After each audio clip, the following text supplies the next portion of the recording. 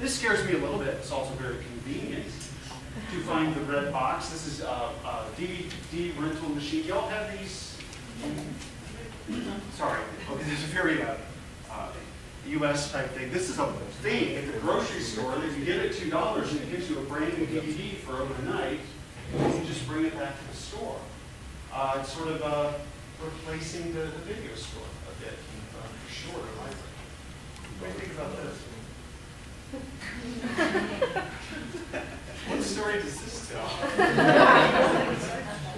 What priority do we have? I know, and absolutely. And we don't know the whole story. We don't know that this might have been a super duper busy library and that this person had to get in the building and had to have a parking space.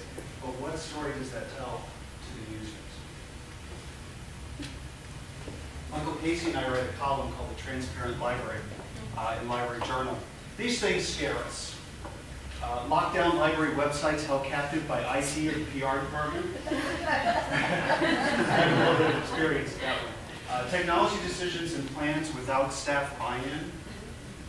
And a siege mentality because of concerns about security, privacy, and safety of data.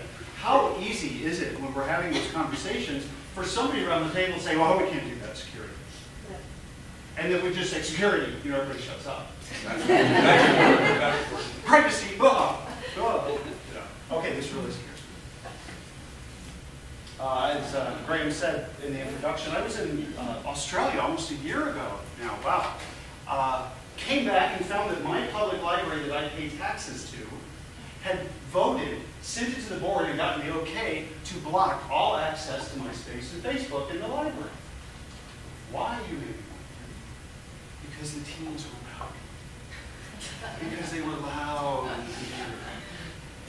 Because they were hanging out in the parking lot and the librarians were scared. This made the newspaper. The librarians do not feel safe because of the teens using the library. How did they make the jump from rowdy teens to blocking two of the most important social networking sites in the world? And how did the library board let them get away with it? These things are opportunities.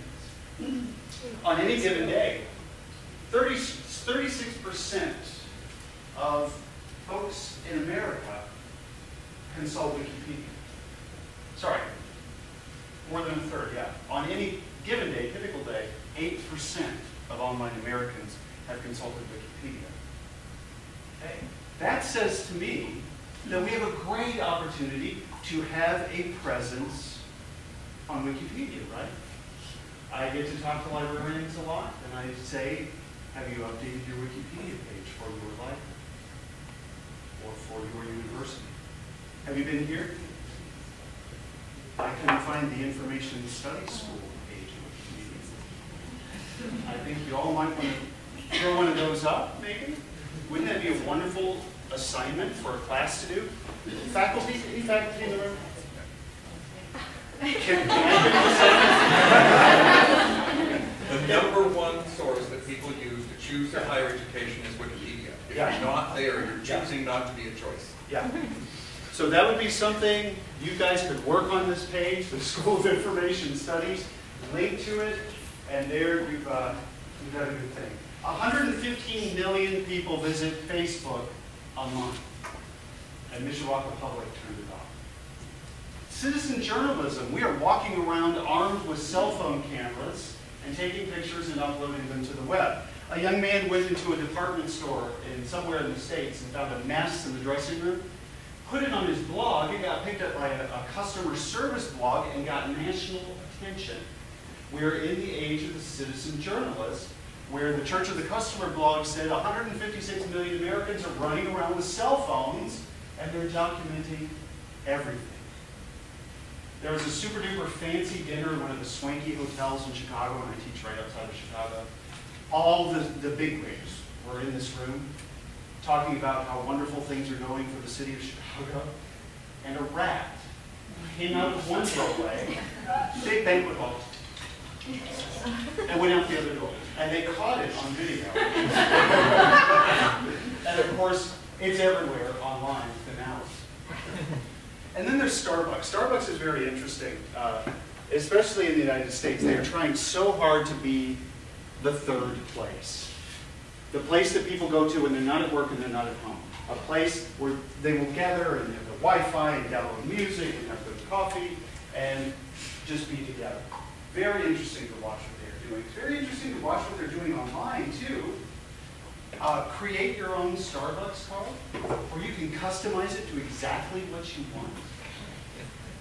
Libraries could do this. I would love to see that. I want to put my own photo of whatever on my library card.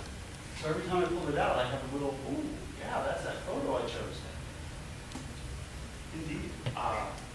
Michael Casey and I were in London last October. We stopped at the Starbucks, and they were promoting Starbucks as a place to gather. Hold your meeting at the local Starbucks. Libraries have meeting rooms too. So what can we do? The Association of College and Research Libraries said to academic libraries, you need to do 3 things going into the future. The first one is you need to evolve. Here's the reference desk from my colleague Aaron Schmidt, labeled as a fortress. It's a Schilding's desk. Very interesting. Sometimes we build a fortress. Allen County Public Library in Fort Wayne, Indiana, asked here above all the desks. They got rid of that word reference. At OCLC actually found not many people knew exactly what that meant. University of Kentucky, the information hub, they call it the hub for short. They put portable desks in the space for IT folk and for librarians. So in the middle of the space where all this activity is going on, there's a librarian and an IT person there to answer questions. If you look very closely, these have wheels. And I did an interview with one of the librarians responsible for this. And she said they had grand designs that these things could be moved, but they turned out to be super heavy. So they stay in the same place a lot. North Carolina State University, the transparent reference desk, it's glass. Comfortable chairs and iMac to sit at where you do the reference interview. They took this online with instant messaging to librarian, again at North Carolina State.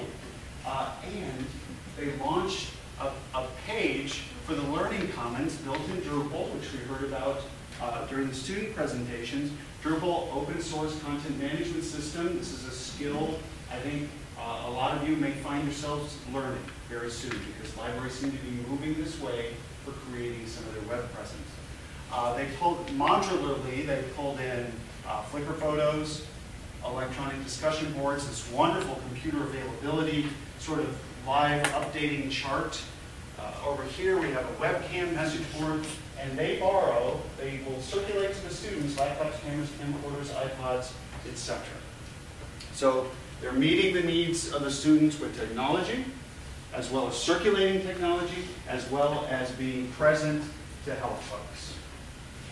Oh, I like this. Dublin City Libraries in Ireland wanted to make a start page for all of the public computers in the library. You know when you turn on the web browser, what's the first thing they wanted people to see? Was a portal that had links to all the things that the library offers. Now in some libraries, we might go to the meeting and say, we need a portal. And somebody would say, oh yes, let's convene a committee. And let's have some meetings. And let's write a proposal, and we'll turn the proposal over to IT. And then IT will come back and say, oh, we can code that out for you. We need 6 months. And then suddenly a year has gone by, and nothing has been done.